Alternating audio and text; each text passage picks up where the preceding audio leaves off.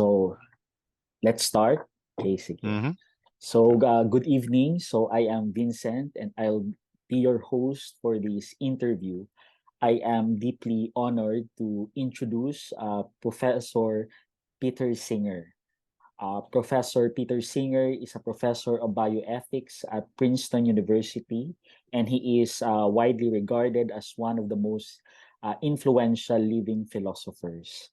He is the author of the book Animal Liberation and New Ethics for Our Treatment of Animals, which contains within it the core philosophical standpoint of the animal liberation movement. His book, The Most Good That You Can Do, How Effective Altruism is Changing Ideas About Living Ethically, also contributed to the rise of effective altruism movement that advocates the use of reason and evidence to figure out how to benefit humanity and reduce global poverty and sufferings. So, brothers and sisters, let us welcome Professor Peter Singer. Thank you. It's a pleasure to be able to speak to you and your audience in the Philippines. Thank you. Thank you, Professor. So thank you, Professor, for giving us this opportunity to talk with you. So I am deeply honored, and we are going to talk about Hegel and animal liberation and effective altruism. So our conversation is divided into three parts. First, we're going to start with Hegel, then animal liberation and effective altruism. So let's begin with Hegel because you are very famous for being a Hegelian scholar, professor. So Hegel, together with Marx, is considered as one of the most influential philosophers in the late 18th century to early 19th century. So he is regarded as one of the founding figures of modern Western philosophical tradition. But for most of his readers, it is very difficult to penetrate his philosophy because of his writing style. So, how were you able to penetrate his philosophy, Professor Singer? Well, it is difficult. I agree. So there are two things that I could say about that. One is I did have a course when I was a graduate student at Oxford in reading Hegel with a rather unusual teacher called J.L.H. Thomas, who was then at All Souls College, but didn't become well known. But he prepared his own translation of a short passage of Hegel's phenomenology, the introduction.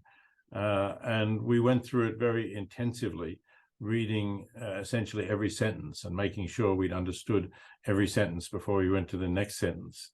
And that was a very good exercise in understanding how Hegel constructed his sentences and how he constructed the sequence of his thoughts. But the other thing I would say is that some works of Hegel are a little easier to understand than others. So, for example, the philosophy of history is rather more concrete than some of his other works. So I suggest readers who want to be able to understand Hegel start with the philosophy of history, which gives you the general idea of his views of history in a form that is linked to particular historical events. Once you've understood that, maybe you can move on to the much more major work known as the Phenomenology of Spirit, or sometimes translated as Phenomenology of Mind, which is more abstract. In some sense goes through the same processes, but in a much more abstract way, and gives you an insight into the way Hegel thought history was developing. And that's the aspect of Hegel's thought that I found most interesting and also most useful to use in introducing Hegel to other readers. Yes. Could you say something about his major points or concepts, Professor? The concepts of thesis, antithesis, and synthesis, the dialectical process. Well, Hegel thought that history had this kind of movement as a dialectical process, that you start with one thing, it develops its opposite, and then the two get somehow brought together in a synthesis. So you start with what he calls the thesis. Let's say, for example, there are two individuals. We imagine just two individuals, and one of them is more powerful than the other, captures the other, and enslaves him. So then you have the master owning the slave. So that is, if you like, the thesis.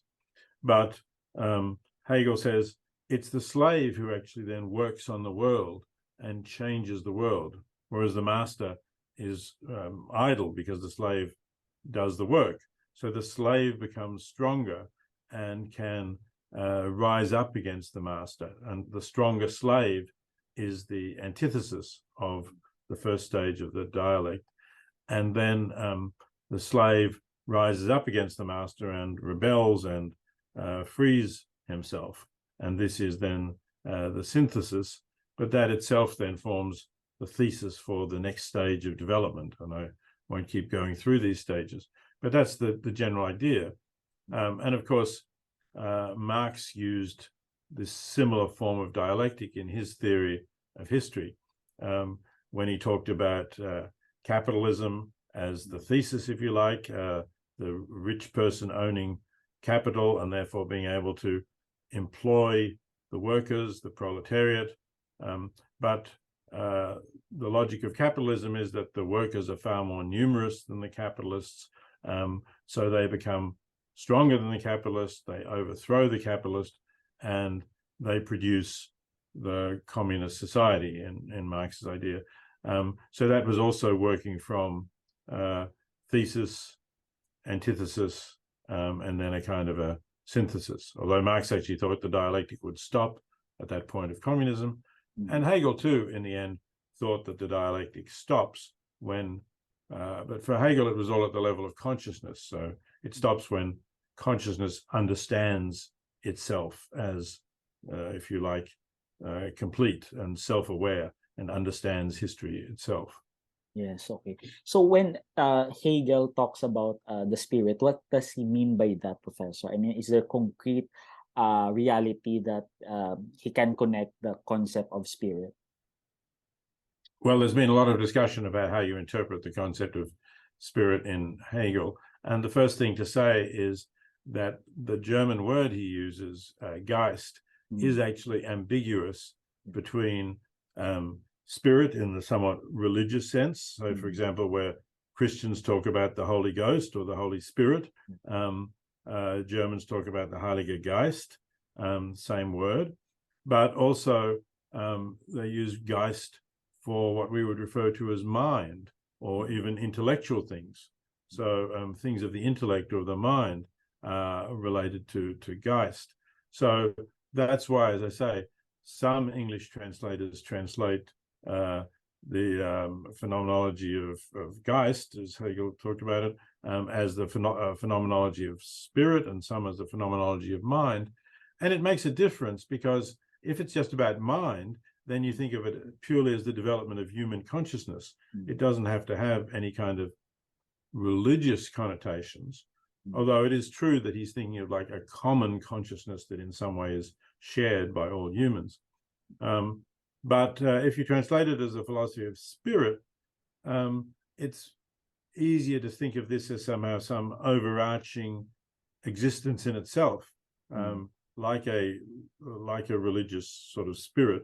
And so some interpreters have said that Hegel is a panentheist, which is not a pantheist. A pantheist thinks that God is in everything, but a panentheist thinks God is in the world, but is not everything. It's not that everything is somehow divine, but God in some way is part of everything in the world. So not a traditional theist who sees God as separate from the world, and not a pantheist with something in between. Yeah, okay. So thank you, Professor. And I want also to talk about Hegel's concept of freedom, because I think that is also very central in his philosophy. When he talks about freedom, Professor, what does he mean by that? Well, that's an interesting question because it's somewhat different from the conception of freedom that we often use, again, especially in the English-speaking world. Isaiah Berlin wrote a famous essay called Two Concepts of Liberty, in which he distinguished freedom in the sense of freedom from constraints. So if you like, there are no laws telling me what I need to do all the time. I can choose what I want to do. But also, that's what he called negative liberty. But positive liberty is, if you like, the ability to be authentic, to be your true self, to respond to your essence. And that positive sense, Berlin, I think correctly, associated more with Hegel as, for him, Hegel talks about the state and sometimes in strong terms about the state's rights to tell us what to do. And he was living in the early 19th century in the Prussian state, which was quite an authoritarian state, and he never objected really to the authoritarianism of the state in which he was living. But he thought that this was in some way enabling people to authentically develop their true nature, and that was the kind of freedom that he referred to. Now that might sound like nothing to do with freedom as we understand it, but let me give you one example where I think you see this critique of the Western idea of freedom. He has this discussion of what he calls civil society, by which he means essentially the early stage of capitalist or bourgeois society in which there are free markets. And Hegel points out that the free markets influence our nature, that, and he specifically points to England and says the English conception of comfort is not something that is actually natural or inherent, but is rather something that is inculcated by people who want to sell you their products. So it's an early critique of the capitalist idea in saying that, well, if you have a lot of people who want to make a profit from your consumption, they will influence your consumption. And so they will tell you, if you like, that you are not comfortable because you don't have some product, that maybe some furniture that they would like to sell you. So for Hegel, freedom consists in not being subject to those external forces that dictate you. And then for Marx, we see this in his famous concept of alienation, where the individual worker is not really free to choose how to live. They are forced by economic circumstances to work in a way that makes products, but they don't own the products. The products belong to the capitalist, and the capitalist makes money from them and then uses that money to further dominate the workers. So that's not freedom for Marx, because the workers can't really control how they live or what they make. This is all related to Hegel's sense of freedom. Yeah. So thank you, Professor. And I think it's very important to underscore that, because I think one of the criticisms made by Kierkegaard and Schopenhauer about Hegel is that Hegel makes human being as part of this entire process of dialectic. So I mean, I don't know if I understand them correctly, but it appears to me that their criticism against Hegel is that Hegel as if takes away freedom, and yet this is the concept of Hegel about human freedom. Yes, well, I mean, I would certainly say that Hegel is not an advocate of freedom as we typically understand it, but nevertheless, there is a sense in which he is talking about freedom, but it's a rather different sense. He's talking about arranging the circumstances so that we can develop ourselves in accordance with our own will, and we are not subject to external influences that may, tell us what to do or inculcate in us desires that are not really the authentic desires of an independent human being. Yeah. So thank you, Professor. And one last question about Hegel, Professor. Do you think Hegel is still relevant today?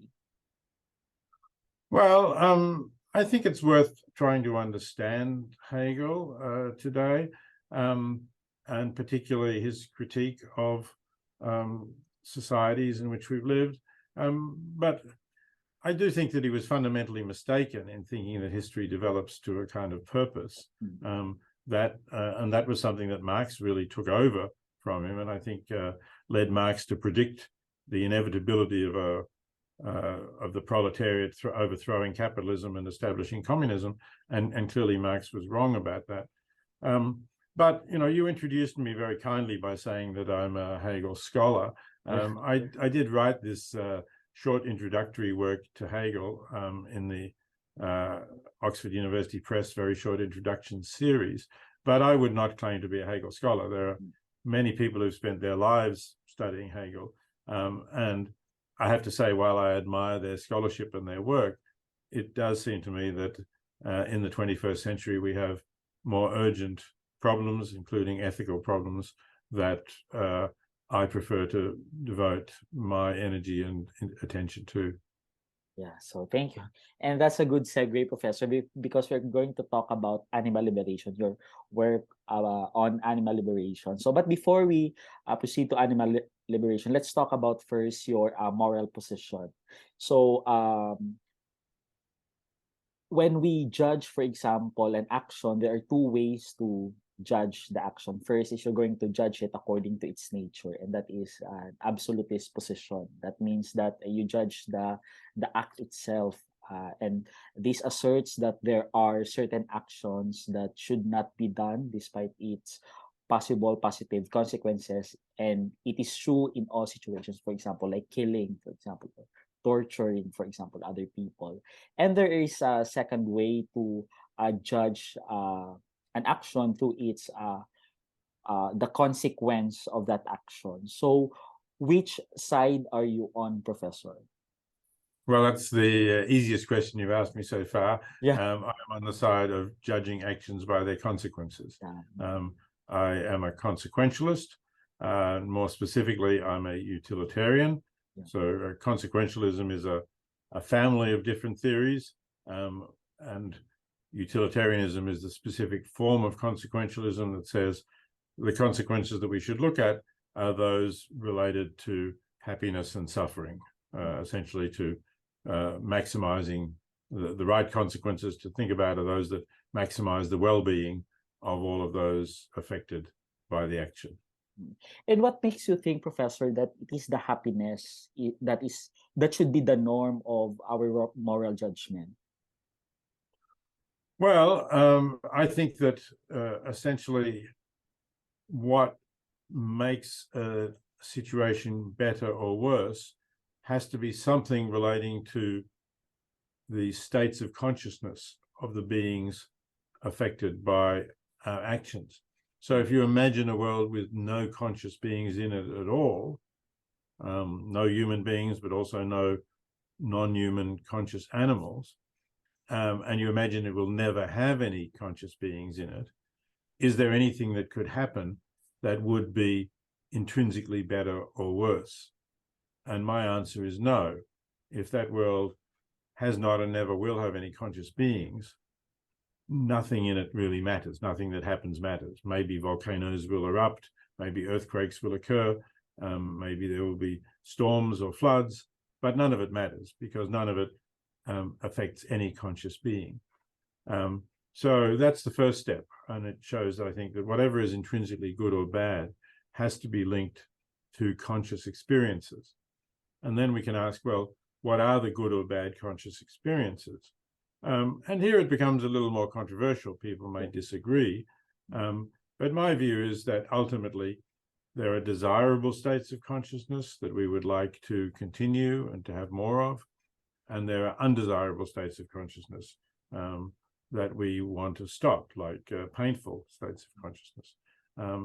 And those seem to me to be intrinsically good, and ultimately the other things that we might think of as good, like knowing something, like knowledge or freedom or authenticity or perceiving beauty.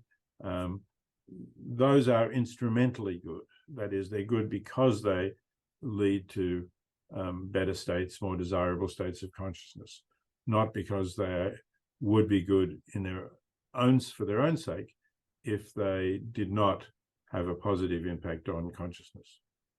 So thank you, Professor. So this time we're going to connect your moral position to your book, Animal Liberation. So what is the major argument of your book, Professor, in Animal Liberation?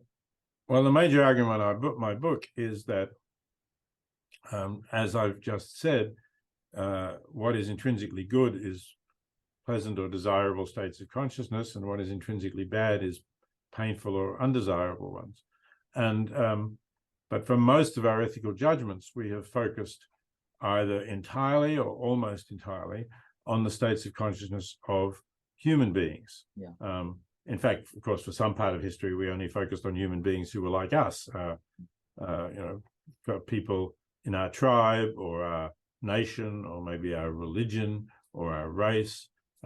We've moved beyond that, at least in theory, in the last century or so. But we've still focused very much on human beings. And yet we live in a world, on a planet, in which there are billions and billions of other conscious beings, far more than there are human beings.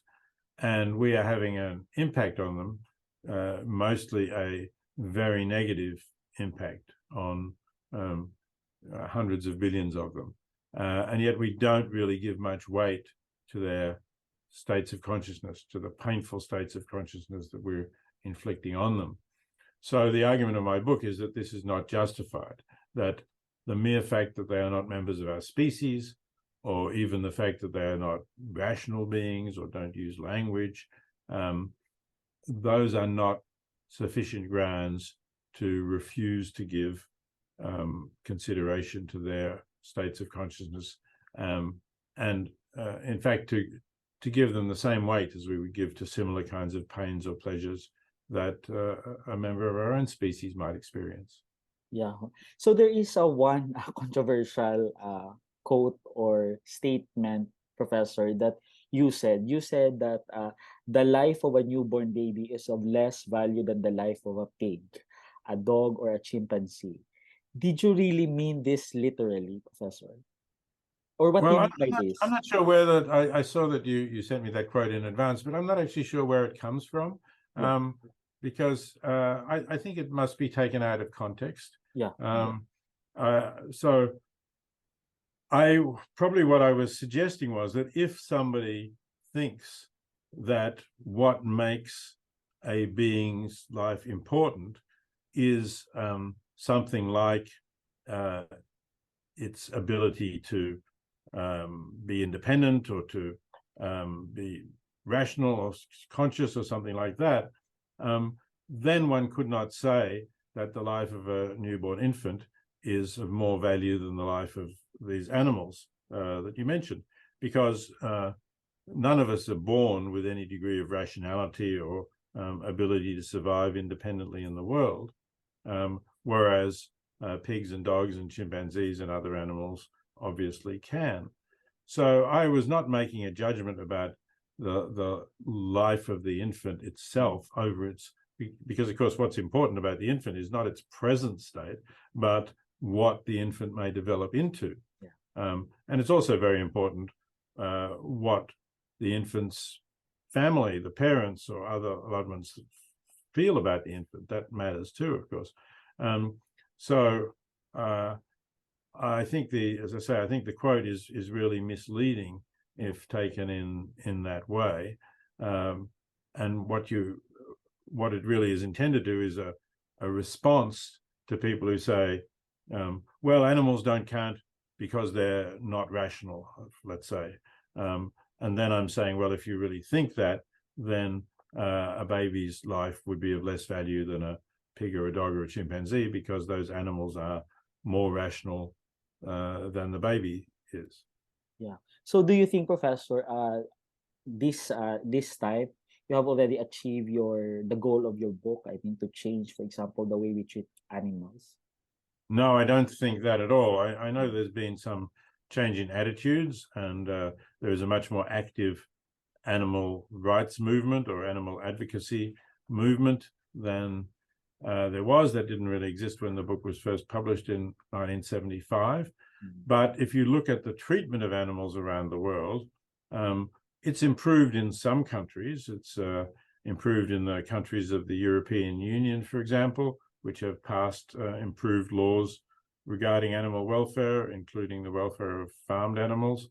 But if you look at other countries, if you look at China in particular, which has become a huge producer of animals in enormous factory farms where the animals never go outside, and these factory farms exist in the United States and Europe, and I'm sure they exist in the Philippines as well, then this has not really been an improvement because the number of animals confined in this way, leading miserable lives, has grown. It's now something like 75 billion animals raised and killed each year, the vast majority of them never going outside, but crowded inside in conditions that are not suitable for them to live a decent life.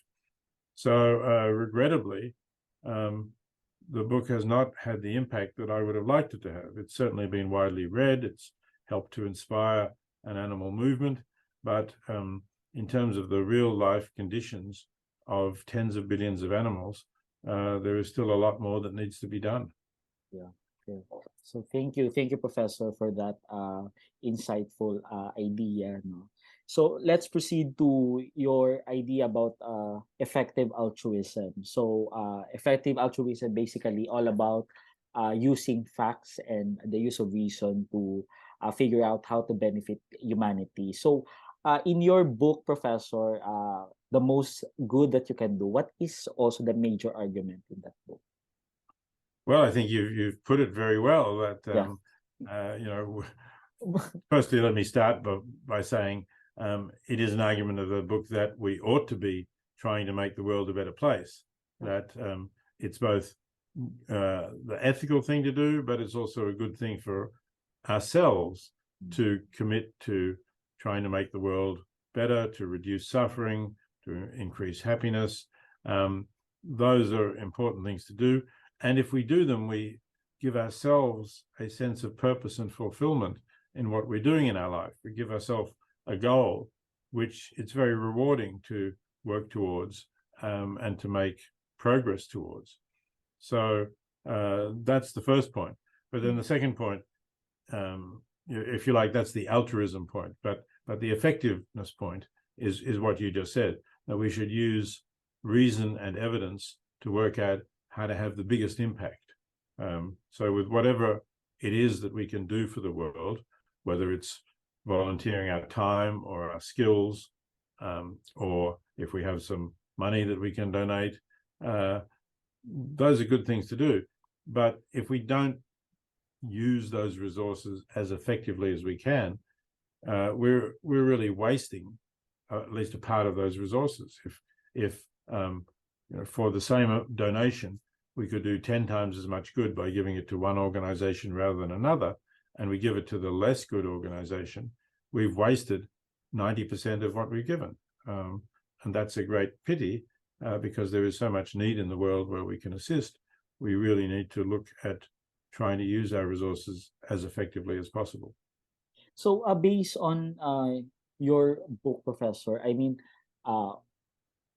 today we're using evidence, for example, and our reason to use, for example, our resources. But what do you think is the best way to reduce poverty, especially if you're going to look at it globally today? Well, I don't know that there's one surefire way of reducing poverty. And the question is always, what can we actually achieve? So there's no doubt that over the long run, increasing trade has been something that reduces poverty. So the opening up of China to the global economic trade system has lifted hundreds of millions of people out of poverty in China, and also in India. So these have been huge factors. But when we're talking about effective altruism, we're often talking about what we can do, as I was saying, with our resources. And what I'm interested in doing is trying to educate people as to where the most effective organizations are, organizations that have been independently audited and assessed. And I set up a charity called The Life You Can Save, which has a list of the most effective organizations that you can donate to. It's quite a short list of 20 or so organizations. And they do different things. So, for example, they can help combat malaria by providing people with anti-mosquito nets to sleep under, and that saves the lives of small children and prevents adults from becoming ill with malaria. So that can be extremely important. They can restore sight. Other organizations may perform surgery on people who have cataracts and are blind because of their cataracts, and they can very cheaply restore sight. Or they can prevent people becoming blind from some preventable causes of blindness, like trachoma. They can help women who have an obstetric fistula, which is something that happens to women often who get pregnant and give birth very young, or who are malnourished. And as the baby is being delivered, the delivery becomes blocked if they don't have decent medical assistance. And where the baby wears a hole in the uterus, which makes them incontinent. And that's very damaging for their future life prospects, but it can be quite cheaply repaired. So there are many different things that can help. Giving some mentoring and training to people to start small businesses can help people get out of poverty. Giving direct cash grants has been shown to us to help as well. So there's no one key to it. I think we just need to keep looking for interventions that can be studied and that can be shown to be reliable in helping people to get out of poverty. Yeah. So given that, Professor, do you believe that all lives are equal? Well, I think the idea that all lives are equal is a kind of a useful formula when we are thinking about, let's say, the differences between people in poverty and people in affluent countries. And you think about how much we will spend to save a life here. So, somebody's life, to save somebody's life here in an intensive care unit of a hospital might cost millions of dollars. And people will think that that's okay, and the health insurance company will pay for it.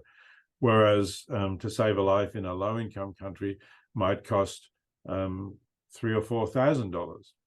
So, then you could say, well, look, is one life really worth so much more than the other, like 1,000 times more? Of course not. So in that sense, it's I think a useful shorthand, a kind of a slogan to say all lives are equal. But philosophically, I don't actually believe that as a basic principle, because some lives may be ones where people are able to live by themselves and enjoy life, have a rich and fulfilling life, and other people may have conditions that mean that they are suffering throughout their life. Perhaps they are also intellectually profoundly disabled, or were born with some condition that means that they can't really enjoy life. So if you really want to look at it at that individual level, I think you'd have to say it's not quite true that all lives are equal. But as I say, for the broader, more universal view, it's generally true that we should not value the life of somebody who is wealthy as more than the life of somebody who is poor. And we should have this basic sense of equality that provides solidarity between people of different parts of the world. So in a sense, Professor, do you believe that those people who are actually suffering from intellectual incapacity should not perpetrate? We should not perpetrate, for example, their lives, because they are deeply suffering because of their condition. So they cannot live a meaningful life. Is that what you are suggesting? Well, I wouldn't say that in general. I think you need to look at each individual case. Yeah. And you need also to consult the people who are most closely connected to those people. For a child, it will most likely be the parents, and see what they think, whether they judge that the child's life is still a positive one and they want to keep the child alive, or whether they think that the child is suffering and that this is pointless. And I've known parents who take, both completely opposite views. So I've had many letters from parents who've criticized what I've said because they've interpreted as saying that their child's life was not worthwhile, and they strongly think that it was, and they're certainly entitled to that opinion. And then there have been other people who've written to me supporting my view, saying that the doctors sort of patched up their child when the child was born with a major disability and returned the child to the parents and said, okay, now you look after this as your child. But the parents think that the child's life is a miserable one, and it would have been better if the child had not been treated in the hospital and simply had been allowed to die peacefully. So you can have very different opinions from the parents who know the child best. And I think we should listen to those opinions. But sometimes it will be better if the child does not survive. And I think often parents will accept that judgment. Yeah. So there is one controversial topic today in moral philosophy, Professor, which is eugenics. So what can you say about eugenics? Well, eugenics is a very broad term, and I think it's often just used as a term of abuse, because the Nazis practiced a form of eugenics, and what they did was terrible, and it involved the Holocaust, the murder of 6 million Jews and many Roma people and some homosexuals and so on. So, anything that they did, obviously, we are going to condemn. But, if, for example, pregnant women get prenatal diagnosis, which is very common in affluent countries anyway, and if the prenatal diagnosis shows that their child has some serious abnormality, and they decide, therefore, to terminate the pregnancy, that can also be considered eugenics. But is that wrong? I don't think it is. And the majority of women who are told that the child they're carrying in utero is going to have a serious abnormality, the majority terminate the pregnancy. So are we going to say that the majority of women are practicing eugenics? Well, not in the Nazi sense at all. So either we say, no, that's not eugenics, and then we have to explain why it's not, or we say, well, there are some forms of eugenics that are defensible. Yeah. Okay. So thank you, Professor. So let's proceed, Professor. I know I wasn't able to write this in my email, but let's talk about religion. I mean, you're an atheist, and what made you an atheist, Professor? Well, I suppose what made me an atheist was firstly that I just don't see any evidence for the existence of God. Yeah. But in particular, if it comes to the Christian and to some extent Jewish and Islamic conceptions of God, that is of an all-powerful being, all-powerful and also omniscient, knowing everything, who is also good or benevolent, then I look at the world and I look at the immense amount of suffering, including pointless suffering, including suffering of children and of animals who've committed no sins. And I say, this is not a world created by a God who is all-powerful, all-knowing, and all-good. Yeah. So, but don't you parang see it as a big problem, Professor, when, for example, your moral standpoint somehow is do you claim do you claim that your moral position is objective, that our standard, for example, when judging an action should be objective? Yes, I think it should be. I mean, I don't claim infallibility, but I think there are objective truths in morality, and we should try to discover them and defend them by argument. And so that's what I've tried to do in defending the consequentialist and utilitarian viewpoint that I put forward. I think it is objectively the most justifiable form of ethics. I don't know if this is a relevant question, Professor, but if, for example, you're an atheist and you say that your moral principles should be objective, now where do you ground your the objectivity of your moral principles? Well, the grounding is the claim that these are true principles, and in that sense, it's the same as the idea that the truths of mathematics are true or the truths of logic are true. I suppose ultimately we have to say we are relying on our own mind to inform us about whether there are objective truths in these different areas of thought.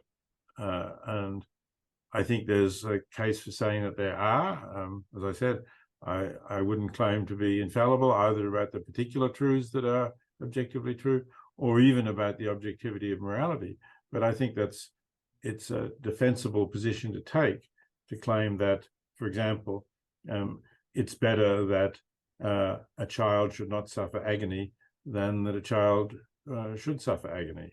If we can prevent that a child suffering some agony, then that's a good thing to do. I would see that as if you like, perhaps a self-evident principle that is objectively right. Yeah. So how about religion, Professor? How, for example, the church, for example, do you think the Catholic Church is also doing, you know, altruistic actions, for example, to other people? Well, I'm sure that there's some people in the Catholic Church are doing altruistic actions for other people. I find it hard to make that judgment about the church as a whole because it consists of many different people. And, to some extent, of course, what I just said about people in poverty and how we ought to be helping people in poverty is very much in accordance with what Jesus is reported as saying in the Gospels. So, if there is one single message that you would get from what Jesus says in the Gospels, it would be about the importance of helping the poor. I don't think there's anything else that he stresses nearly as much.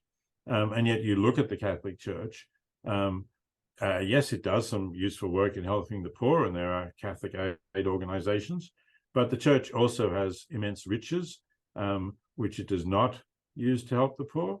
The church has very wealthy patrons, very wealthy supporters.